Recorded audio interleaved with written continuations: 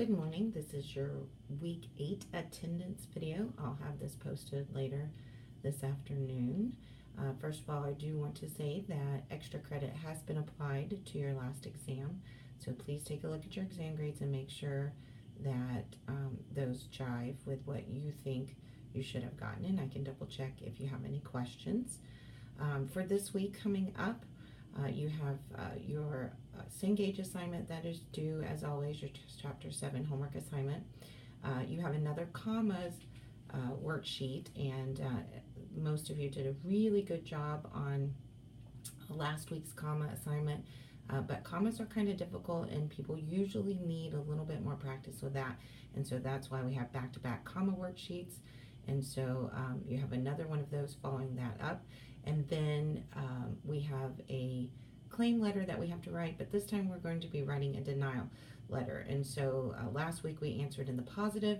This week we're continuing. You're going to see that most for the next few weeks, last week, this week, next week, same type of format where we have an opening, a body, and a closing, but each one's going to be skewed just a little bit for that particular type of answer.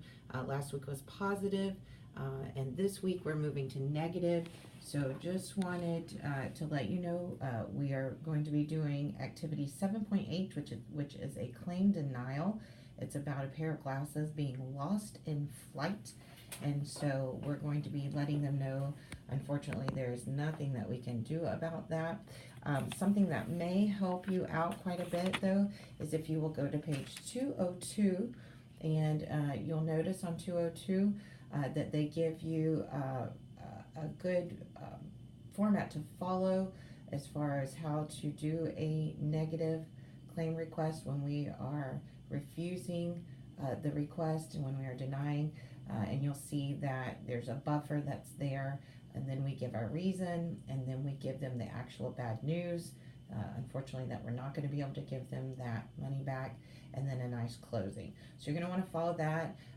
Those of you that jumped on Cengage, like I said last week, and utilized some of their things that they have, some of their activities, said that helped out a lot. Of course, we have on the following page, on page 203, an example of a letter that you could use to help. And then they're going to do a little bit of talking the pages previous to this about knowing when you want to use direct strategy and indirect strategy. So that's some good information also to have when getting ready to work this assignment.